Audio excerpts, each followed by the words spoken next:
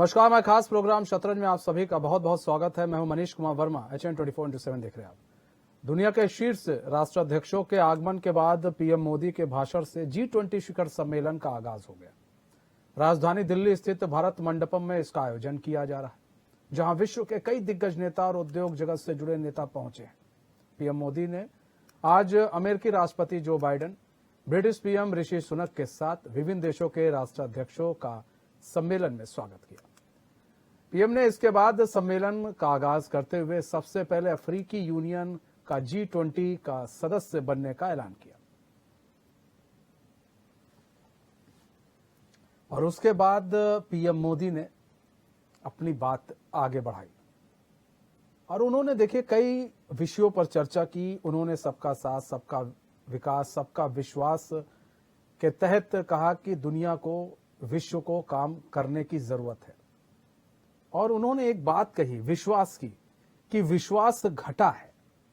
कोविड-19 के बाद से देशों का एक दूसरे से विश्वास घट गया है और खासकर युद्ध के बाद से। और जिस तरह से आप देख रहे होंगे यूक्रेन में युद्ध चल रहा है, जिस तरह से रूस में यूक्रेन में जो युद्ध चल रहा है उसको लेकर भी उन्होंने कहा कि विश्वास घटा है। तो ऐसे में विश्वास को आज देश में बढ़ाने की जरूरत है। देश में अगर हम विश्वास बढ़ाएंगे तब जाकर देश तरक्की की दिशा में काम करेगा। उन्होंने एक बात और कही कि चंद्रयान 3 ने जिस तरह से सफलता हासिल की है वो पूरे विश्व के लिए एक नजीर है और चंद्रयान 3 जो है पूरे विश्व को जानकारी उपलब्ध कराएगा, जो एक काफी अच्छी बात है। वहीं उन्होंने कहा वो चाहते हैं कि G20 एक मिशन जो है वो लॉन्च किया जाए, उसके तहत भी काम हो। इस तरह की तमाम बातें जो है प्रधानमंत्री नरेंद्र मोदी ने सामने रखी। देखिए सबसे बड़ी चीज है, पीएम मोदी ने अपने संबोधन में यह भी कहा कि वैश्विक अर्थव्यवस्था में उथल पुथल हो, उत्तर और दक्षिण का विभाजन हो, पूर्व और पश्चिम की दूरी हो, खाद्य पदार्थ, ईंधन और उर्वरक का मैनेजमेंट हो, आतंकवाद हो, साइबर सिक्योरिटी हो, स्वास्थ्य, ऊर्जा एवं जल सुरक्षा हो। वर्तमान के साथ ही आने वाली पीढ़ियों के लिए हमें इन चुनौतियों के ठोस समाधान की तरफ बढ़ना जरूरी है, वरना उन्होंने कहा कि आने वाली जो पीढ़ी है हमसे पूछेगी कि आपने क्या किया, तो हम क्या जवाब देंगे। देखिए उन्होंने साइबर सिक्योरिटी को लेकर भी उन्होंने बात की, आतंकवाद को लेकर बात की, उन्होंने ईंधन और उर्वरक मैनेजमेंट को लेकर बात की। तो हर एक मुद्दे पर पीएम मोदी ने अपनी बात रखी।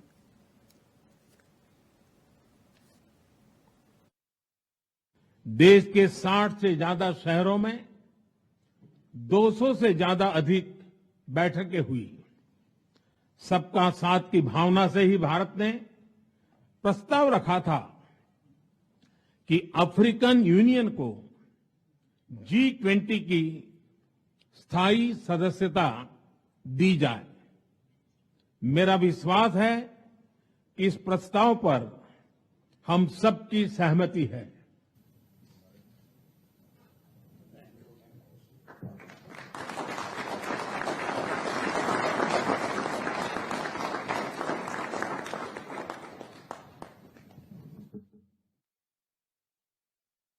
हमारे साथ स्वामीनाथ जायसवाल जुड़ चुके हैं, कांग्रेस प्रवक्ता है। राजेंद्र बिष्ट जुड़ चुके हैं, राजनीतिक विश्लेषक हैं। बीजेपी के नेता भी हमारे साथ जल्दी ही जुड़ेंगे। आप दोनों ही मेहमानों का बहुत बहुत स्वागत है HN 24/7 में। राजेंद्र बिष्ट जी, सबसे पहले आपका रुख कर लेते हैं। राजेंद्र बिष्ट जी, आज G20 का सम्मेलन चल रहा है। आज देश को और विश्व को आज पीएम मोदी ने संबोधित किया। आज उन्होंने जब संबोधन था उनका, तो सबसे पहले तो अफ्रीकन यूनियन को उन्होंने भाई स्थायी सदस्यता दिलाई। एक बहुत बड़ी जो जीत इसी को भी कहा जा रहा है, क्योंकि चीन लगा था, चीन चाह रहा था ये काम चीन करे, क्योंकि आपको भी मालूम है अफ्रीकन यूनियन में चीन ने काफी लोन दे रखा है, वहां काफी वो बिजनेस चाहता है करना। तो ऐसे में भारत ने ये कदम उठाकर आप इस कहीं ना कहीं चीन को जो है पीछे कर दिया है। किस तरह से इस कदम को देख रहे हैं? दूसरी चीज ये कि आज जो प्राइम मिनिस्टर ऑफ भारत लिखा हुआ था उनके डेस्क पर भी भारत शब्द का उन्होंने यूज किया, इंडिया शब्द का नहीं, भारत शब्द का यूज किया। इन सब तमाम चीजों को किस तरह से देख रहे हैं राजेंद्र बिष्ट जी? ठीक है, लगता है राजेंद्र बिष्ट जी से हमारा संपर्क टूट गया, हम दोबारा संपर्क साधेंगे। स्वामीनाथ जायसवाल जी, आप किस तरह से देख रहे हैं सर?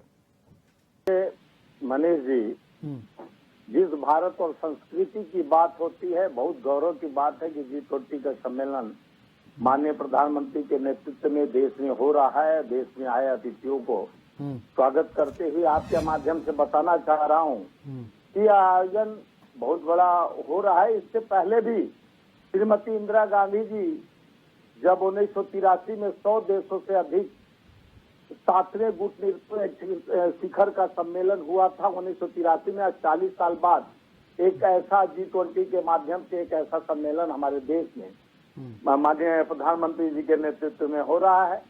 लेकिन यह देश का दुर्भाग्य है कि कॉमनवेल्थ जैसा बड़े आयोजन हुआ दिल्ली में और दिल्ली रुका नहीं, दिल्ली चलता रहा, थमा नहीं।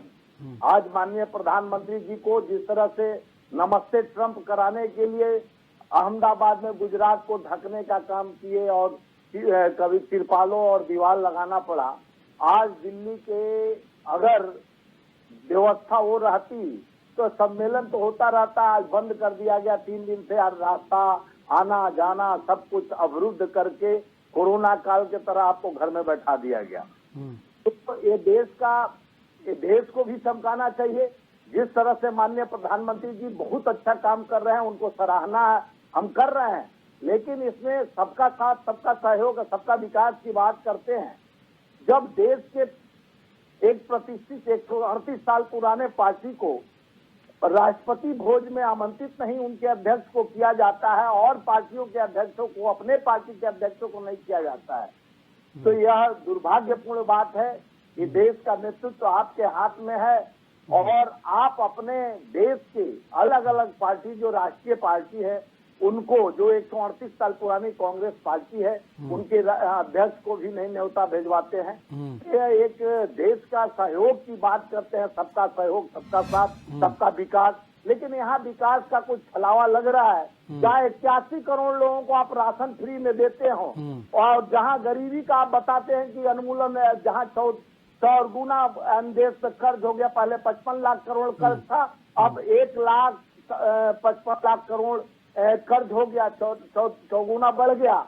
और वहाँ सोने चांदी के बर्तनों में खाना परोसा जा रहा है। और उसमें अगर कांग्रेस पार्टी रहती, अगर भारत के स्तंभ को उसमें बर्तन में बनाकर, तो देशद्रोह, यही भाजपा कहती कि देशद्रोह का काम कर रहे हैं। भारत के स्तंभ को उसमें खाना परोसा जा रहा है, चिन्ह को पर ऊपर खाना परोसा जा रहा है। तो ये कई तरह का बात है, लेकिन एक बहुत अच्छा सम्मेलन हो रहा है, इसमें बहुत चर्चाएं हो रही हैं। कल भी देखे होंगे राष्ट्रीय चैनलों पर, ये होना कि क्या हमारे देश में एक बहुत बड़ा काम हो रहा है, इस पे चर्चा होना चाहिए। लेकिन हमारे सनातन पर जिस तरह से अटैक किया स्टालियन का बेटे उदय स्टालियन और चाहे जी राजा, तो उसी पर चैनल दिखा रहा है, तमाम चैनल कल से। लेकिन इस G20 का प्रगति और क्या क्या विकास के लिए हमारा संबंध हुआ, क्या क्या हुआ, अब धीरे धीरे, लेकिन कल परसों तक जब से इतने बड़े राष्ट्राध्यक्षों ने यहाँ पर आया और क्या क्या उन पर चर्चा हो रही, यही दिखाना चाहिए। तो जो भी किसी धर्म को लेकर, चाहे कोई पार्टी का हो, सनातन धर्म चाहे किसी धर्म पर अटैक करता है, उसका तो चर्चा होगा ही। उस पार्टी पर देश सनातन से जुड़ा हुआ है, उस पर तो चर्चा होगी। लेकिन आज क्या मुख्य मुद्दा है? मुद्दा यह है कि हमारे देश में इतना बड़ा कार्यक्रम माननीय प्रधानमंत्री मोदी जी के नेतृत्व में हो रहा है और देश सबका साथ, सबका सहयोग, सबके विकास की बात करते हैं, लेकिन अपने ही देश के जो मजबूत पार्टियां हैं, जो देश के हर चीज में अग्रसर रहा है, उसके राष्ट्रीय अध्यक्ष तक को राष्ट्रपति भोज में नहीं बुलाया जाता है और उसके बाद सहयोग की बात की जाती है। और जिस तरह से आप अहमदाबाद में नमस्ते ट्रंप कराने में पूरा अहमदाबाद को टुकवा दिए थे तिरपालों से, दीवालों से, तो आज दिल्ली ने एक रास्ता, पहले भी कॉमनवेल्थ गेम इतना बड़ा कार्यक्रम हुआ और एक रास्ता बनाया गया था, लेकिन दिल्ली थमा नहीं था, क्योंकि आप पहले भी कार्यक्रम इंदिरा जी के समय में 100 देशों से ज्यादा लोग आए थे यहाँ पर, और वो ये दिल्ली नहीं बंद कर दी गई।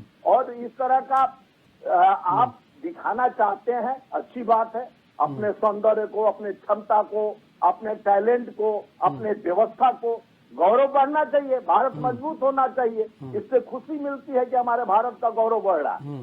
लेकिन भारत के उस आने वाले बेरोजगारी, महंगाई, ये तमाम मुद्दों पर चर्चा होनी चाहिए। देश की अर्थव्यवस्था पे चर्चा होना चाहिए। देश के सबका साथ, सबका विकास, सबका सहयोग, जिस तरह से तरक्की, उन्नति 10 साल में, 9 साल में आपने किया है, उसमें भी चर्चा होना चाहिए। आज क्या जरूरत पड़ी, सुरक्षा व्यवस्था आपका मजबूत है, तो क्यों दिल्ली को रोक दिया गया, बंद कर दिया गया 3 दिन के लिए? मतलब नहीं रोकना चाहिए, इस तरह से अवरुद्ध कर दिया गया, नहीं, मतलब सब कुछ ठीक है, ठीक है, ठीक है स्वामीनाथ जायसवाल जी, मतलब सब कुछ ठीक है लेकिन सब कुछ खराब भी है, ठीक है, कहना यही आपका, ठीक है। राजन बिष्ट जी, खराब भी है और नहीं अच्छा अब भी तो है, नहीं, अच्छा तो कुछ है ही नहीं ना। स्वामीनाथ भाई, स्वामीनाथ जायसवाल जी, आपके मुंह से एक शब्द अच्छा नहीं दिखा है फिलहाल, ठीक है, ठीक है, वो आपकी राय हो सकती है, वो आपकी राय हो सकती है। आप यहाँ पहले भी आयोजन हुआ है, हाँ, आयोजन कॉमनवेल्थ का हुआ है, और इंदिरा जी के कॉमनवेल्थ सर, कॉमनवेल्थ गेम में हमें घोटाला भी हुआ है, वो सब नहीं, वो कॉमनवेल्थ गेम हुआ, तो करेंगे, इसमें भी घोटाला हुआ, ठीक है। सुनिए ना, कॉमनवेल्थ गेम, सुनिए ना, कॉमनवेल्थ गेम और राष्ट्रीय अध्यक्ष आ रहे हैं, उसमें अंतर नहीं है सर, राष्ट्रीय अध्यक्ष आ रहे हैं तो नहीं है, अंतर नहीं है। सुनिए, आपके लिए खाना 81 करोड़ लोगों को लाइन में लगवा दिए, और सोने चांदी का बर्तन पे परोसा जा रहा है, वो भी अच्छा, उनको पत्तल में खाना परोस देते तो आपको अच्छा लगता, पत्तल में खाना परोसते ना, अच्छा बात है, हमारे देश का संस्कृति है। जब कहाँ से हमारे देश की संस्कृति है पत्तल है, पुरवा है, हम गांव के हैं, पत्तल पुरवा में नहीं, तो जो राष्ट्रीय अध्यक्ष आ रहे हैं वो तो गांव के नहीं है ना, ठीक है राजेंद्र, ठीक है राजेंद्र, स्वामीनाथ भाई आते ना, चांदी सोना में खिलाते, ठीक है राजेंद्र भाई, रुके ना, स्वामीनाथ भाई, ठीक है, ठीक है, ठीक है। राजेंद्र बिष्ट जी, लोग को भीख मांगने के लिए लाइन में लगा दिए, हाँ, मतलब वही तो कह रहे स्वामीनाथ भाई साहब, सब कुछ ठीक है लेकिन कुछ भी ठीक नहीं है, यही है ना। राजेंद्र बिष्ट जी, G20 सम्मेलन को देखिए, कांग्रेस की अपनी राय है भाई, उनको भोज पर नहीं बुलाया गया, खड़गे जी को तो बहुत दुख है, लेकिन पूर्व जो प्रधानमंत्री रहे हैं उनको तो बुलाया गया, मनमोहन सिंह को, ठीक है, SG देवगौड़ा को भी बुलाया गया, लेकिन वो स्वास्थ्य के चलते नहीं आ पाएंगे, ये भी आपको बता दे रहे हैं स्वामीनाथ जायसवाल जी। फिलहाल राजेंद्र बिष्ट जी, कांग्रेस का कहना है सब कुछ तो ठीक है लेकिन कुछ भी ठीक नहीं है, यानी कि आप G20 सम्मेलन बुला रहे हैं, आप पूरे दिल्ली को रोक दे रहे हैं, ठीक है, ये ठीक बात नहीं है। आप सोने चांदी के बर्तनों में खाना खिलाएंगे, ये ठीक बात नहीं है, ठीक, आप अपनी संस्कृति से परिचय करा रहे हैं, ये भी ठीक नहीं लग रहा है उन लोग को। तो आखिर सही क्या होता वहां पर राहुल गांधी बैठे होते, खड़गे जी बैठे होते, तब सही होता। जहां तक बात G20 समिट की है, इस बार 2023 का जो G20 समिट है वो भारत को ऐसी जगह पे खड़ा करेगा कि जहाँ पे जो है भारत जो है उन विकासशील देशों के साथ बैठ के आज अपने टर्म्स एंड कंडीशंस पे बात कर रहा है, अपने मुद्दों पे बात कर रहा है, और किस तरह भारत एक उस पे बात कर रहा है, और सारे लोगों को बता रहा है कि आपको सिर्फ जो बारे में नहीं सोचना है, आपने पूरे जो है संसार के बारे में सोचना है, और कैसे जो है पूरे वर्ल्ड को उसको आप भुखमरी है, इकोनॉमिक कंडीशंस हैं, किस तरह से जो है स्वास्थ्य है, किस तरह से आप जो है क्या कहते हैं इकोनॉमी। राजेंद्र जी, हम रोकना चाहेंगे 10 सेकंड के लिए, अरुण गुप्ता भी जुड़ चुके हैं, बीजेपी प्रवक्ता है। अरुण गुप्ता जी, स्वागत है चैन में आपका। जी राजेंद्र जी, अपनी बात पूरी करें। तो जहाँ तक बात G20 समिट की है कि इस समय भारत अपने आप को इस तरह आगे बढ़ा रहा है कि वो इस लोगों की उस पंक्ति में अपने आप को खड़ा महसूस कर रहा है कि जहाँ पर आप ये समझिए कि वर्ल्ड के लीडर, चाहे वो आप समझिए ब्रिटिश हो, UK हो, USA हो, आपका कनाडा हो, ऑस्ट्रेलिया हो, और जितने भी जो है फ्रांस हैं, ये जितने भी लोग हैं उनके बीच में अपने आप पे इस तरह से जो है उसने पेश किया है कि उनको ये लगता है कि भारत कहीं ना कहीं उनके बराबर ही नहीं, उनसे आगे है। भारत की जो संस्कृति है, भारत का जो विकास देखने को है, भारत की जो इकोनॉमी है, भारत के जो लोग हैं, सांस्कृतिक विरासत है, उसमें भारत कहीं ना कहीं और देशों से बहुत आगे आज अपने आप को खड़ा कर दिया है। और अगर देखें कि जहाँ तक बात यह है कि इसका जो भारत ने अपने आप को एक आगे वसुधैव कुटुंबकम को लेके चला है। इसका पूरा मतलब ये है कि one earth, one family and one future, ये अपने आप में बहुत बड़ी बात है। अगर आप ये समझिए कि एक पूरी पृथ्वी है और उसमें जो है हम सब लोग एक हैं और जो हम सबका एक फ्यूचर एक है। सिर्फ आप ये नहीं कह सकते कि अगर किसी कंट्री में कोई जो है हेल्थ प्रॉब्लम है, कोई इकोनॉमिक प्रॉब्लम है, तो उसको सपोर्ट ना करें, उसको सब लोगों को मिलकर जो है एज अ वन फैमिली उसको सपोर्ट करें, तभी हम जो है इस अर्थ को बचा सकते हैं। हम तभी जो है एक इंक्लूसिव ग्रोथ जिसे कहते हैं वो हम कर सकते हैं। तो आप ये समझिए G20 जो समिट है अपने आप में ये बिल्कुल अलग है। और आज अगर आप जिस तरह की जो बॉडी लैंग्वेज अगर आप देखेंगे, जितने भी जो एक कंट्री के टॉप लीडर्स हैं, जिसमें जो बाइडेन से लेकर मैक्रो से लेकर ऋषि सुनक पे बात करते हैं, तो वो कहीं ना कहीं एक भारत को एक अलग नजरिए से उनका जो है देखना है। जिस तरह से जो है वो चाह रहे हैं, उस तरह से भारत अपने आप को एक अगले पायदान में खड़ा होता नजर आ रहा है। ठीक है Arun Gupta ji, culture power of India ये दिखाने की कोशिश की गई है कि हमारा कल्चर कितना पावरफुल है। ठीक है, भारत का कल्चर कितना पावरफुल है ये दिखाने की कोशिश की गई। क्राफ्ट बाजार लगाया गया। क्राफ्ट बाजार इसलिए लगाया गया कि दिखाया गया कि हम हाथों से क्या क्या बना सकते हैं और हाथों की जो कला है, भारत के जो जितने भी लोग हैं वो लोग किस तरह से कलाकारी करते हैं, चाहे साड़ी पर कलाकारी करने की बात हो या किसी चीज पर भी, वो किस तरह से करते हैं। क्राफ्ट बाजार लगाया गया, बड़ा सोच समझ के लगाया गया है क्राफ्ट बाजार। उसका रीजन ये रहा कि भाई राष्ट्राध्यक्ष आएंगे, उनके साथ उनकी वाइफ आएंगी, भाई मीटिंग में तो वो जा नहीं सकती हैं, ऐसे में अगर उनको मार्केटिंग करनी हो तो उसके एक अंदर बाजार लगा दिया गया है। तो ये भी एक सोच समझ कर लगाया गया और ये दिखाने की कोशिश की गई। अच्छा, यहां पर बात कर लें तो भाई कांग्रेस को ये पसंद नहीं आ रहा कि खाना आप सोने चांदी के प्लेट में खिला रहे हैं आप। अब उनको पसंद नहीं आ रहा आपने दिल्ली को रोक दिया है। भाई क्यों रोका गया दिल्ली को? काफी सारी चीजें हैं जिस पर अब कांग्रेस जो है वो मुखर होकर बोल रहा है। आखिर क्यों?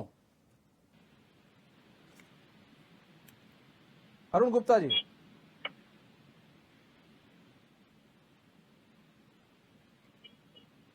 अरुण गुप्ता जी, आपको आवाज आ रही है हमारी?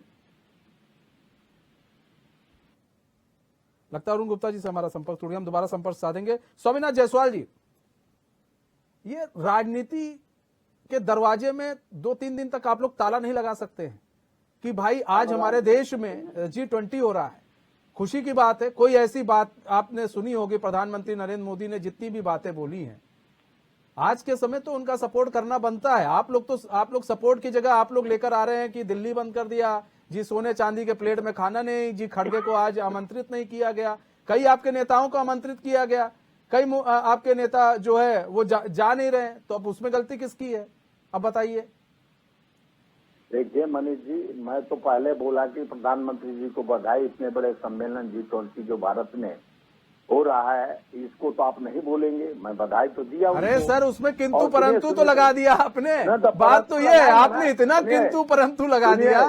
परंतु लगाना मेरा काम है, क्योंकि जिस तरह से आप 81 करोड़ लोगों को लाइन में लगवाकर 500 का भिखारी टाइप का राशन दे रहे हो, वही देश में जिसमें 70 साल का अलापते रहे कि 70 साल में क्या क्या जो इसरो बना और जिसपे आज वैज्ञानिकों ने चंद्रयान 3 पे पहुंचाने का, तो पूर्व प्रधानमंत्रियों को आप ये भी नहीं कहते हैं सम्मान से कि नेहरू जी ने कुछ सोचा या मंदिर का घंटे लगवाते, तो इसरो जैसा संस्थान, IIT, IIM, एम्स जैसा व्यवस्था कहाँ से हो पाता? खाली मंदिरें बनता और बाबा बनते, पूजा होता, शिक्षा और सड़क सुरक्षा की व्यवस्था नहीं होती।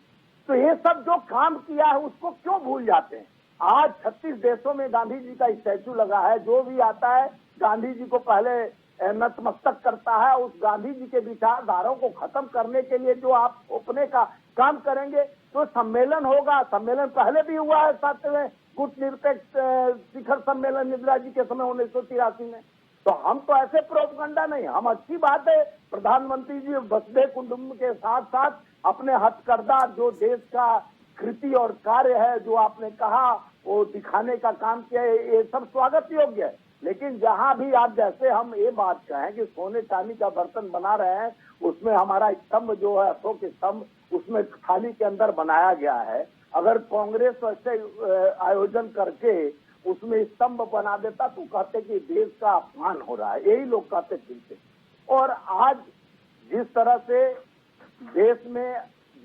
देश का दुर्व्यवस्था, माननीय प्रधानमंत्री जी वैसा देश का निर्माण करे ना। आज अमेरिका में आयोजन हो, चाहे किसी देश में आयोजन है, तो उसको रोक दिया जाएगा। 3 दिन तक आप घर में बैठिए, कहीं जाना नहीं है, कोई को निकलना नहीं है, रोका जाएगा क्या? तो ऐसा हमारे भारत को, संपूर्ण भारत, मजबूत भारत बनाना चाहिए। जो स्वर्ण के थाली परोस रहे हैं, स्वर्ण अक्षरों में भारत लिख रहा है। इंडिया, जिस तरह से इंडिया और भारत का नाम बदलने के लिए सोचा जा रहा है, माननीय प्रधानमंत्री जी का सोच था make in India, digital India, startup India, skill India, shining India, Khelo India, जीतेगा इंडिया, पढ़ेगा इंडिया, बढ़ेगा India, India army, Indian navy, Indian railway, Indian oil, team India, ये सब चीज जिस तरह से ये पहले से जो जिस तरह से व्यवस्था है, व्यवस्था को मजबूत करिए। कभी इंडिया गठबंधन पर अटैक करते हैं, कभी व्यवस्था पे अटैक करते हैं। हम प्रधानमंत्री जी को कह रहे हैं कि बहुत बड़ा आयोजन है जिसमें आज हमारे देश का गौरव बढ़ा है और ऐसे बढ़ना चाहिए। इसमें सबका सहयोग और सबका साथ मिलेगा, लेकिन सबको साथ और सबको सहयोग लेना पड़ेगा। और यह देश की विचारधाराओं में, सब विचारधाराओं में आपके साथ खड़ा मिलेगा। लेकिन आप एक अकेला सब पे भारी वाला नीति नहीं चलाएंगे। सबका साथ, सबका सहयोग एक तरफ बोलते हैं, एक तरफ एकला चलो चलते हैं। तो वसुधैव कुटुंब का मतलब होता है सबको साथ, सबके साथ, सबका विचार को लेकर, जिस तरह से विश्व के विचार, यहाँ पर किसको लेकर चलना चाहिए था स्वामीनाथन? सारे लोगों का सलाह लेना चाहिए। जब आप विपक्ष के क्या सलाह लेना चाहिए था? क्या सलाह लेना चाहिए? सलाह का मतलब कि देखिए, आज जिस तरह से देश में जिस तरह की दुर्दशा है, आज जिस तरह से मणिपुर जल रहा था, मणिपुर में अभी भी वो स्थिति है। और मणिपुर आपके देश में आता है, नुहू हुआ, ऐसे ऐसे घटना होते रहता है। आप जिस तरह से नमस्ते ट्रंप में वहाँ तिरपाल लगवा दिए, दीवार खड़ा कर दिए।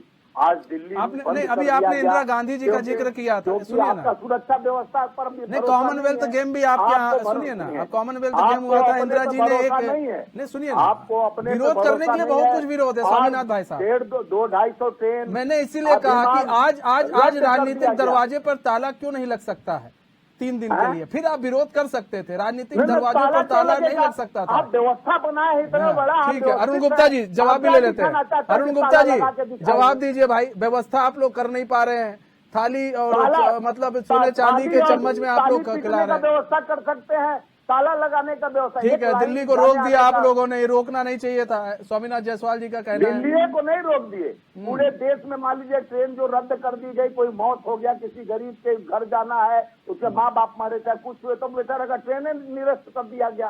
अब ट्रेन हो गया, हवाई जहाज, चलिए हवाई यात्रा में विश्व के लोग आए हैं, बंद कर दिया गया, कोई बात नहीं है। और दिल्ली में जिस तरह से एक रास्ता दे दिया जाता है, जो प्रगति मैदान जहाँ पे एक कार्यक्रम होता है, और इंडिया गेट, सारा चीज व्यवस्था उधर सिर्फ वीआईपी इलाका में बंद करके उधर रूट को चेंज कर दिया जाता।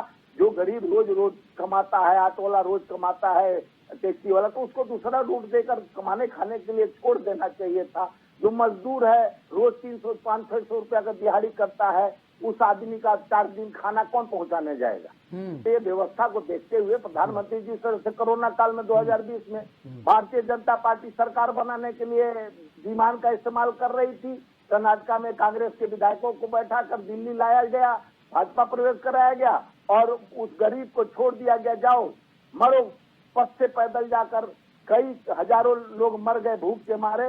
उस पर आंकड़ा भी नहीं सरकार द्वारा दी जाती है। राजेंद्र मिश्र जी देखिए, अब भाई यहाँ तो मामला ही दूसरा है। अब कांग्रेस जो है वो तो अब दूसरे तरफ चीजों को लेकर जा रही है कि भाई सब कुछ बंद कर दिया गया है, दिल्ली बंद कर दिया गया है, ऑटो वालों का क्या होगा, जो मजदूरी करते हैं उनका क्या होगा, तमाम तरह की बातें जो है अब सामने निकलकर आने लगी हैं। G20 के आज से शुरुआत हुई है एक तरह से। आज पहली बार प्रधानमंत्री मोदी ने संबोधित किया जब, अब इसका कितना विरोध किया जाए और क्या ये विरोध कितना हद तक जायज है?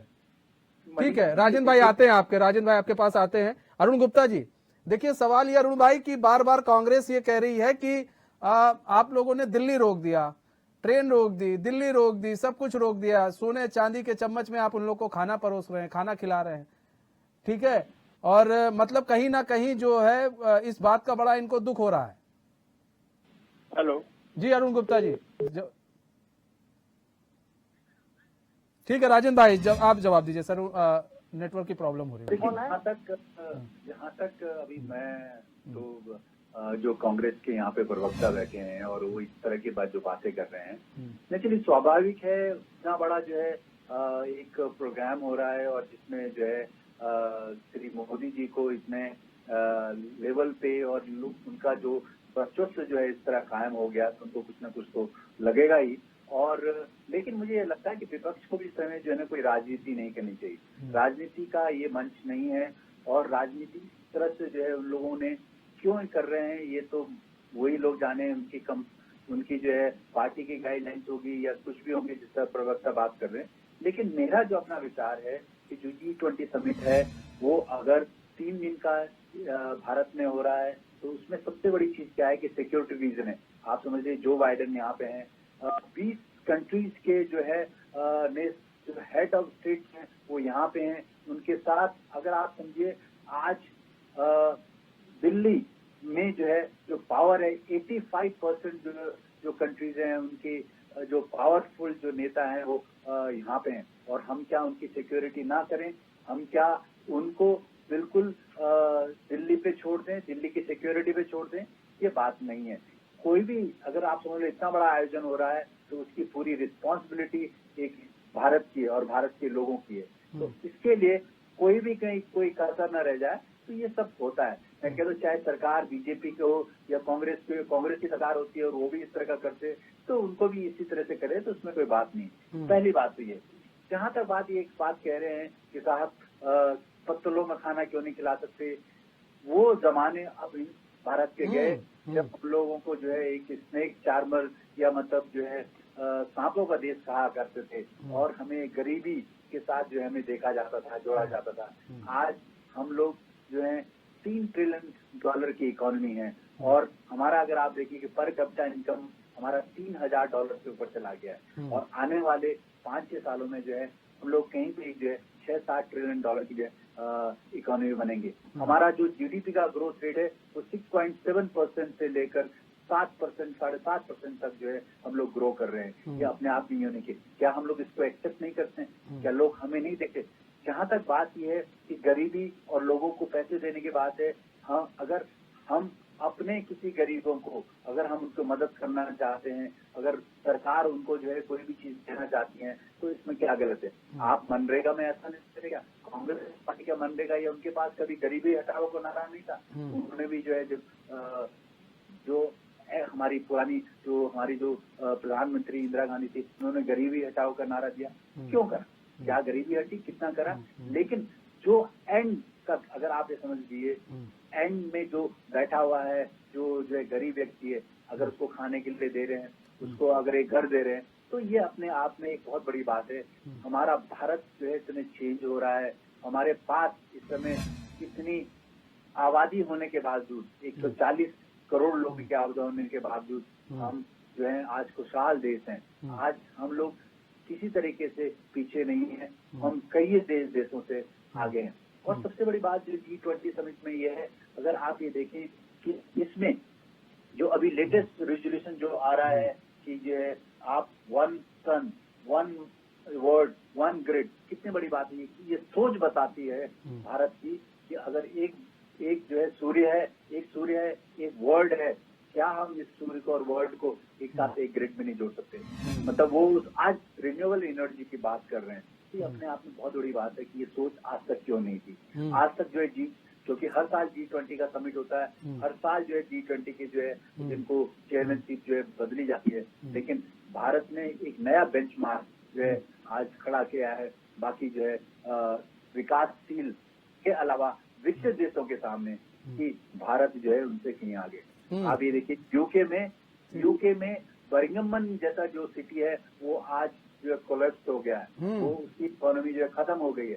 लेकिन हिंदुस्तान में देखिए इतने सब होने के बावजूद हिंदुस्तान आज का खड़ा है। इस जो हिंदुस्तान की जो जीडीपी है आज के समय में फास्टेस्ट ग्रोइंग जीडीपी है, क्या हम इस बात को महसूस नहीं कर रहे? ठीक है स्वामीनाथ जायसवाल जी, देखिए हम हर लिहाज से बढ़ रहे हैं, तो दिक्कत हम बढ़ रहे हैं इसलिए है कि मतलब नहीं बढ़ना चाहिए था। आप देखिए जितने भी राष्ट्रीय अध्यक्ष आए यहाँ पर, जितने भी आए हैं, सबके यहाँ पर इस वक्त मारामारी चल रही है महंगाई को लेकर।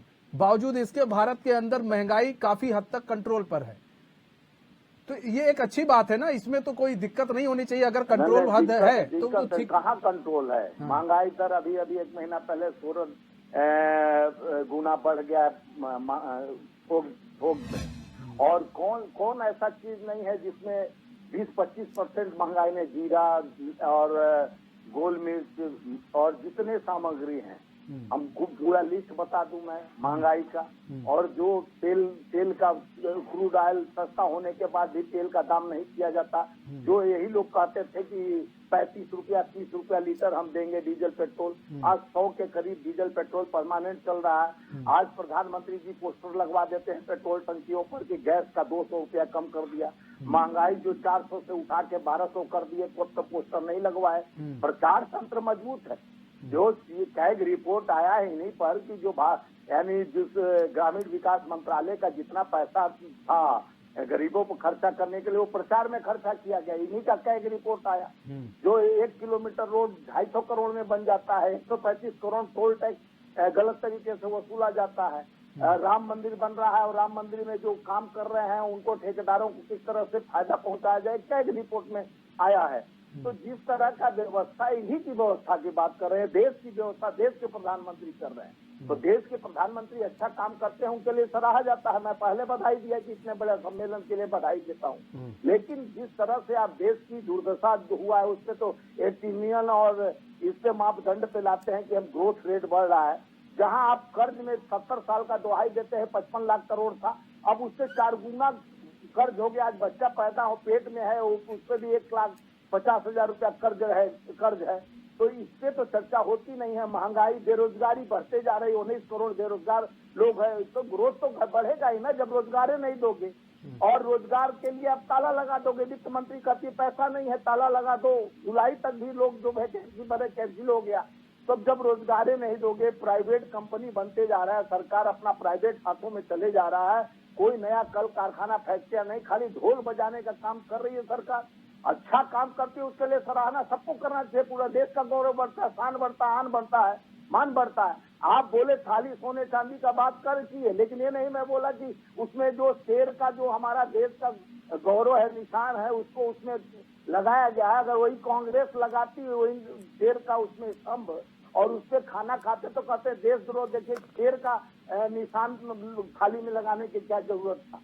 ये तरह तरह की बात तो वहीं से शुरू होता है। हम तो आपको खाली आईना दिखा रहे हैं कि देश के दुर्दशा का कारण जब होता है तब तो बड़े बड़े फोटो नहीं लगते हैं। जब 200 रुपया कम कर दिया गया तो उसपे बड़े बड़े पोस्टर हर पेट्रोल टंकी पे लग गए। और जब महंगाई बढ़ जाती है तब तो पोस्टर नहीं लगते हैं, तब दोहाई देने लगते हैं। आज क्रूड ऑयल कम हुआ तो नहीं ऑयल कम होते हैं। आप खाली ग्रोथ रेट बताइए कि हम दुनिया से सबसे ऊपर है, लेकिन महंगाई वहीं का वहीं है। जो 10 रुपया का सामान है 15 रुपया की जो दवाई 100 रुपया पत्ता है तो 400 रुपया पत्ता बिक रहा है। तो इस पे चर्चा नहीं होनी चाहिए। महंगाई पर चर्चा नहीं, खाली ग्रोथ रेट दिखा दीजिए और ट्रिलियन और बिलियन पर चलते रहेगा और आपका जेब से पूरा पैसा निकलते रहेगा। ये भाजपा का नीति और सिद्धांत है। और आप महंगाई जिस तरह से कर्ज में डूबे जा रहा है देश, एक आदमी पर सिर्फ पैसा लुटाया जा रहा है, जिस तरह से प्राइवेट कंपनियों को लोन माफ कर दिया जा रहा है, जिस तरह से माननीय प्रधानमंत्री जी अडानी जी पर इतना मेहरबान होते जा रहे हैं, तो इस पे भी चर्चा होना चाहिए कि देश एक पूंजीपति के हाथ में नहीं है। देश 140 करोड़ जनता के विश्वास पे है और 140 करोड़ जनता के प्रधानमंत्री हैं। सबका साथ और सबका सहयोग, सबका विकास के बात का पर चले। जहाँ 2 करोड़ नौकरी 15 लाख खाते में लाने की बात कहे, आज क्यों नहीं प्रधानमंत्री अपने मुखर होकर वो बात कहते हैं कि 30-35 रुपये हो। रामदेव बाबा आके बोले थे 35 रुपया पेट्रोल टंकी पेट्रोल देने वाले, 30 रुपया डीजल देने वाले को वोट देंगे, 300 रुपया सिलेंडर वाले को वोट देंगे कि 400 रुपया सिलेंडर वाले या 60 रुपया पेट्रोल वालों के वोट देंगे। आज कहे नहीं वो लोग बोलते हैं, वो भी तो व्यापारी हैं। ये ग्रोथ रेट बढ़ रहा है कि घट रहा है कि गरीबी और गरीब होते जा रहे हैं। आज देश में सीने तान के प्रधानमंत्री 56 इंच नहीं 112 इंच वाला सीना दिखाते कि जिस तरह से आज देश में बढ़ती हुई गरीबी और बढ़ती हुई बेरोजगारी पर चर्चा नहीं होती है। भगवान पे चर्चा होती है, मंदिर पे चर्चा होती है, जात पात धर्म की पर चर्चा होती है, लेकिन युवाओं को रोजगार कैसे दिया जाएगा। लेकिन स्वामीनाथ जायसवाल जी भाई साहब, ये जो चर्चा होती है, चर्चा के लिए विवश कौन कर रहा है? खड़गे जी के लड़के कर रहे हैं, प्रियंक खड़गे कौन कर रहा है? स्टालिन के लड़के कर रहे हैं, उदयनिधि स्टालिन, और कौन कर रहा है? सुनिए, आपके यहाँ कर्नाटक के मंत्री कर रहे हैं, सुनिए परमेश्वर जी, और कौन कर रहा है बताइए ना। मैं बोला कि मैं सनातनी हूँ, इसका बोलने से क्या होता है? अब तो उन लोग को चुप क्यों नहीं कराते हैं सर? क्यों नहीं होता? और जो वो उनको चुप क्यों नहीं कराते? ठीक है स्वामीनाथ जायसवाल जी, ऐसे ही अब आके सुनिए ना, आप मणिपुर हो रहा था, जो मंच से, बड़े बड़े मंच से सनातन को गाली दीजिए, 3-4 प्रवक्ता आए फिर कहते हैं जी हम तो सनातनी है। मैं पहला व्यक्ति आपको बोला, सबसे पहले मैं बोला कि G20 इतना बड़ा सम्मेलन हो रहा है जहां पूरा मीडिया सनातन पर दिखा रहे हैं, लेकिन सनातन के साथ जो ये बात शब्दों को कहे हैं, इसका मैं घोर विरोध करता हूं। सनातन एक स्तंभ है देश का, हम सनातनी हैं, और जिस तरह से किसी भी धर्म पर किसी को आपके यहाँ सुनिए स्वामीनाथ भाई साहब, आप बोल रहे हैं, बड़ी अच्छी बात है, आप बोल रहे हैं, बड़ी अच्छी बात है। बात में सुन लीजिए, और आप जिस तरह से हमको गिना रहे हैं, तो नूहू वाला घटना सुनाइए। और राजस्थान में भी अभी हुआ है, नूहू में चले जा रहे, राजस्थान में भी हुआ है अभी निवस्त्र करके जलाया गया, राजस्थान की बात बता रहा हूँ। और वो सेंगर वाली बात भूल गए क्या? नहीं, राजस्थान में भी हुआ है सर, सेंगर तो जेल में है, सेंगर तो जेल में है, तो जेल में है ना, ऐसा तो नहीं है बाहर घूम रहे। जो गोल्ड मेडलिस्ट हमारी बेटियां थी, हाँ, अपने न्याय सर आप कोर्ट से बढ़कर आप या हम तो है नहीं, कोर्ट से बढ़कर आप हम तो है नहीं, कोर्ट में चल रहा मामला। अभी तो चमचागिरी में आ गए। मैं वो कैसे बैठा हुआ है अभी तक? वो जेल में क्यों नहीं सरकार उसको जेल में दे? जिस तरह से आप बात करते हैं, एक पक्षीय बात मत कीजिए। स्वामीनाथ भाई साहब, आप लोग एक पक्षीय बात कर रहे हैं, आप नूह की बात बता देते, राजस्थान पे गिगी सबकी बंद हो जाती है। मैं बोल रहा हूँ जहाँ आप पे उंगली उठा है, तो सीधे आप निर्भर को। हम ये कह रहे हैं कि सब पर जब गलत हर जगह है, गलत हर जगह है, तो सब पर बोलना चाहिए ना। तो जो आप हमको टोक रहे हैं, मैं तो कह रहा हूँ मैं सनातनी हूँ, गलत किया है, गलत बोला है, तो आप हमको टोक दिए कि वो बोल रहा है, तो उस पर टोक रहे हैं। तो हम जब लग रहा बोल रहे हैं तो मिर्ची क्यों लग रही है भाई? अरे स्वामीनाथ भाई साहब, आपने बोला, मैं कहा तो आपसे कि आप सनातन के ऊपर बोल रहे हैं, अच्छी बात है, लेकिन यही चीज खड़गे जी के लड़के को आप लोग क्यों नहीं समझाते हैं? क्यों नहीं राहुल गांधी एक ट्वीट कर देते हैं? बताइए ना। सुनिए पहले, किसी को किसी धर्म पे बोलने का अधिकार नहीं है। हमारा सनातन मजबूत है, मजबूत रहेगा। कोई धर्म मजबूत है, अपने हिसाब से वो लोग चलेगा, लेकिन इसमें राजनीति और ध्रुवीकरण की राजनीति करने वाले, जिस तरह से नूहू में बोला गया कि मैं आ रहा हूँ, दामाद हूँ, एक इस तरह से आग भड़काने का काम किया जाता है। उसमें कुछ कांग्रेस के नेताओं पर भी कार्रवाई हो रही है। नहीं, मणिपुर में 4 महीना पे बाद अमेरिका जाते हैं प्रधानमंत्री जी, भोपाल आते हैं, मेरा बूथ मजबूत करते हैं, कहते हैं मैं भ्रष्टाचार मुक्त भारत करूंगा, भ्रष्टाचारियों को डिप्टी सीएम बना देते हैं, भ्रष्टाचारियों को असम का मुख्यमंत्री बना देते हैं, और भ्रष्टाचार में जिस तरह से धुलाई हो, मतलब वो मानते हो भ्रष्टाचारी हैं? आप मानते हो भ्रष्टाचारी? नहीं, 70,000 करोड़ का हम मानते हैं। आप मानते हैं भ्रष्टाचारी है? यही कहते नहीं, मोदी के मुंह से सुना जाता है। अब आप लोग तो बता दीजिए, अब आप लोग मानते हैं कि नहीं मानते हैं? हम कहने नहीं, एक दो कहते हैं, गाथा कहते हैं, उस पर बात नहीं कर पाएंगे आप लोग, आप ले लिए, खुल के बात नहीं करेंगे। ठीक है, हम बात आ जाते हैं, हम उसमें अभी हम क्या करें भैया, हम डिबेट से इतर जा रहे हैं। ठीक है, हम बात इस पर आ जाते हैं। देखिए राजेंद्र बिष्ट जी, देखिए सवाल ये है कि भाई यहाँ पर अगर G20 का सम्मेलन हो रहा है, अब कई देशों के राष्ट्रीय अध्यक्ष यहाँ पर आ रहे हैं, तो कहीं ना कहीं कई उद्योगपति भी आए हैं, तो ऐसे में कहीं ना कहीं भारत में जो है एक लोग जो है यहाँ पर एक ढूंढेंगे कि हम यहाँ पर बिजनेस कर सकते हैं, पैसा लगाया जा सकता है, और भारत एक ऐसा देश बन सकता है जहां पर अगर हम पैसा लगाएंगे तो उस पैसे का हमारा सदुपयोग होगा, और यहाँ पर चीजें बढ़ेंगी, नौकरी बढ़ेगी, जो बेरोजगारी की बात बार बार आ रही है, रोजगार मिलेगा। तो ऐसे में एक तरह से देखा जाए तो काफी हद तक इसके लिए भी अगर हम बिजनेस के तौर पर बात करें, अर्थव्यवस्था के तौर पर बात करें, तो आपको किस तरह लग रहा है, क्या मजबूती आएगी यहाँ पर इस G20 सम्मेलन के बाद? मनीष जी, आप इस बात के देखें कि जो कोर ऑब्जेक्टिव है G20 कंट्रीज का जो सम्मेलन है, उसका जो कोर ऑब्जेक्टिव जी, इसमें एक ये भी है कैसे हम जो है अपनी इकोनॉमी को जो है बढ़ाएं, उसका कोर ऑब्जेक्ट। और ये ऐसा नहीं है कि आप ये समझिए, जब भी जो है इकोनॉमी की हम बात करते हैं तो इकोनॉमी बात सिर्फ वो नहीं है कि हिंदुस्तान में इसमें एक राजेंद्र मिश्र एक चीज हम जोड़ देते हैं। प्रधानमंत्री मोदी ने एक चीज इसलिए इसीलिए कही कि आज विश्वास घटा है लोगों के बीच में, जो देशों के बीच में जो विश्वास है वो घट गया है। ये एक जो युद्ध चल रहा है यूक्रेन और रूस का, उसके कारण कोविड-19 के बाद से देशों के बीच में विश्वास घटा है। अगर यही विश्वास अगर ना घटे और एक परिवार की तरह काम करे तो इकोनॉमी जो है हमारी बेहतर हो सकती है। तो बता रहा हूँ कि जितने भी अगर हम इसको दूसरी तरीके से देखें कि जो टेक्नोलॉजी आज की डेट में है वो सारी जो है डेवलप कंट्रीज के पास, और जो टेक्नोलॉजी है वो टेक्नोलॉजी को कैसे हम उसको ट्रांसफर करें। नेचुरली अगर वो टेक्नोलॉजी अगर आपको किसी कंट्रीज को शेयर करते हैं तो उसका वो पैसा लेते हैं, जहां तक बात है उसके बदले वो कुछ लेंगे। तो ये सारी चीजें बिकॉज वो उसमें जो है रिसर्च कर रहे हैं और रिसर्च के बाद टेक्नोलॉजी डेवलप कर रहे हैं। तो ये जो G20 सम्मेलन है इसका मेन जो ऑब्जेक्टिव ये भी है किस तरह हम टेक्नोलॉजी ट्रांसफर करें, कैसे हम कम पैसे में जो डेवलपिंग जो नेशंस हैं या अंडर डेवलप्ड जो नेशंस हैं उनको हम टेक्नोलॉजी दें। अगर आप बात करेंगे जिससे अफ्रीकन यूनियन को भी जो है आज सम्मिलित किया गया है, अफ्रीका को बहुत ज्यादा जो है मतलब एक काफी पुअर नेशंस माना जाता है अभी इसमें बहुत सारी, लेकिन वो अफ्रीकन यूनियन को जो मिलाया गया तो इसका मेन कारण यही है कि अफ्रीका में कहीं ना कहीं जो है बाकी जो डेवलप नेशंस हैं वो अपनी टेक्नोलॉजी दें, उनके भी इकोनॉमी में जो है एक तरह से उनको शेयर करें, जिससे जो है पूरा जो है विश्व की इकोनॉमी में बढ़े।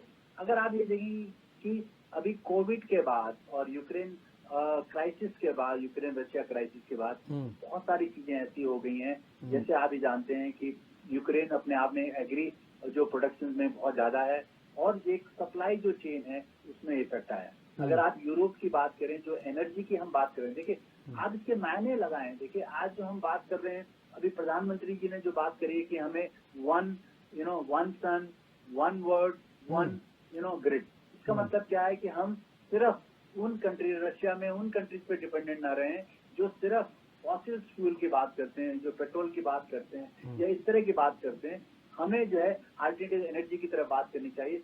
हमें उन जो पुअर कंट्रीज को भी उसमें जोड़ना चाहिए जिससे हम उनको एनर्जी दे सकें, क्योंकि रिन्यूएबल एनर्जी और जो अल्टरनेटिव एनर्जी होते हैं वो सस्ती होती है, तो उसका जो है उनको भी फायदा मिले, तो अपने आप में बहुत बड़ी बात है। दूसरी चीज जो है, जहाँ तक इन्वायरमेंट जो है की बात कर रहे हैं, इन्वायरमेंट के बारे में उन्होंने बोला है किस तरह से हम बेहतर करें और जो भी कार्बन इमिशंस हैं उनको किस तरह से हम कटौती करें।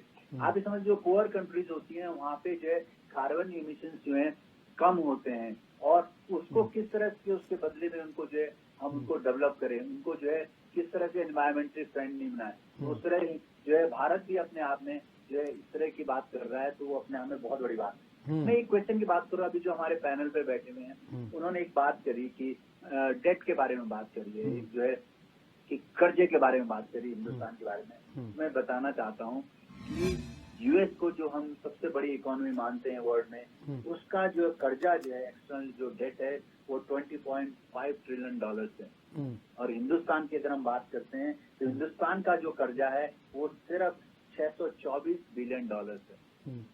और हमारा जो जितना जीडीपी है, हमारे जीडीपी का सिर्फ 18.9% है, जो अपने आप में एक बहुत बड़ी बात है। हम डेवलपिंग नेशन है, लेकिन हमारे ऊपर पाकिस्तान की तरह, श्रीलंका की तरह कर्जा नहीं है, हम लोग डिपेंडेंट नहीं है। अभी आपने मुझसे एक क्वेश्चन पूछा था मनीष जी कि हम कैसे जो है भारत को आगे बढ़ा सकते हैं और हमें क्या फायदे होंगे।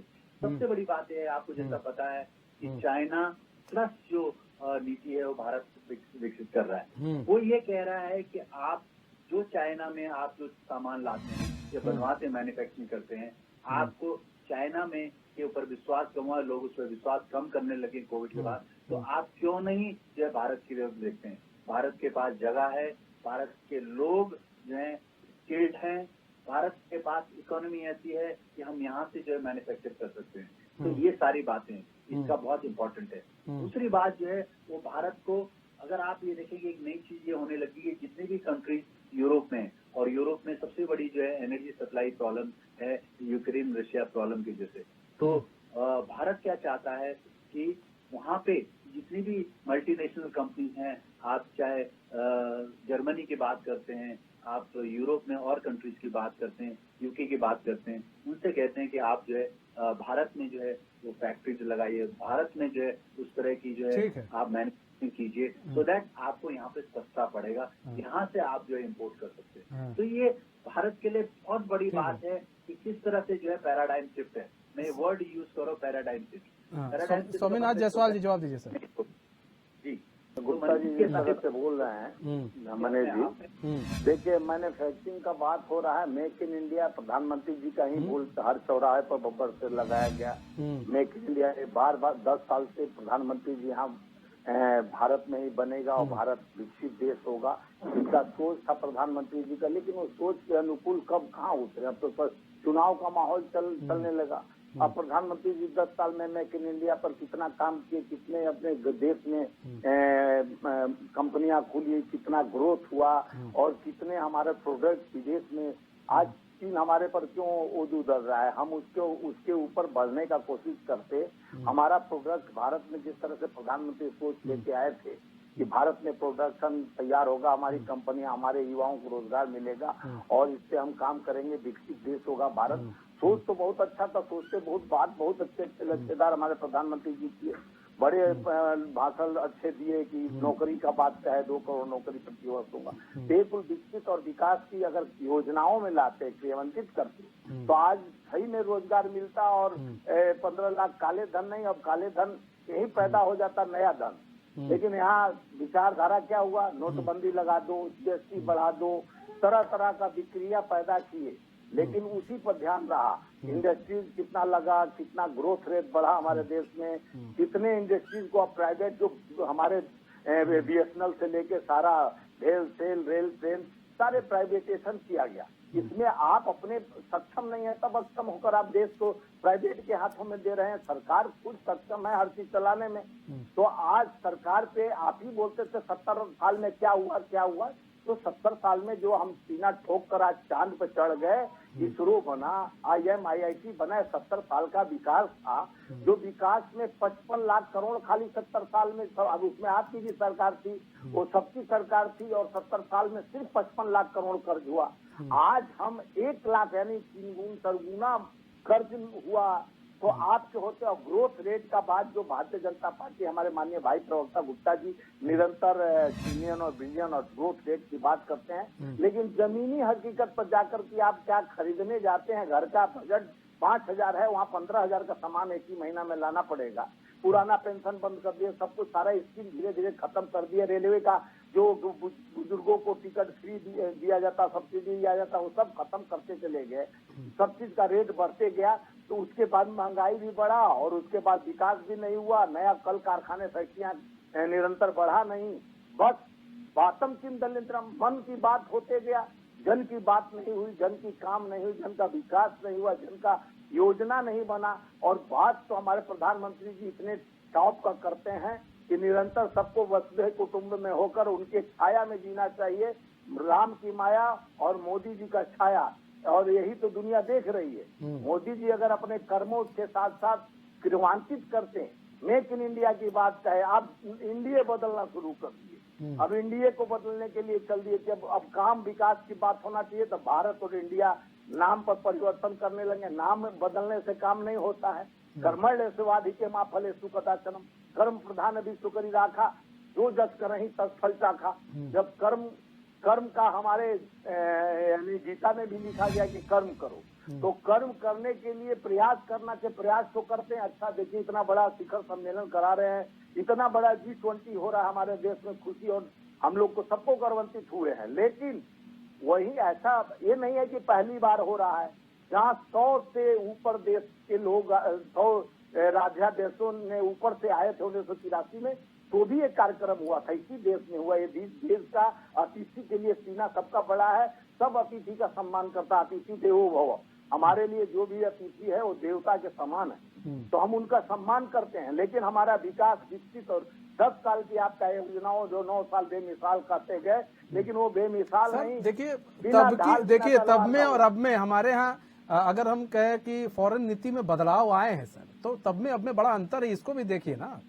अब कहीं नहीं, आप नहीं एक चीज बताइए ना कि आप तब से गिना रहे, आपने इंदिरा गांधी तब से कहा, किसी ने बॉस कहा था आज तक? है किसी भी राष्ट्रीय अध्यक्ष ने किसी को बॉस कहा, किसी का पैर छुआ, आज तक हुआ कभी ऐसे?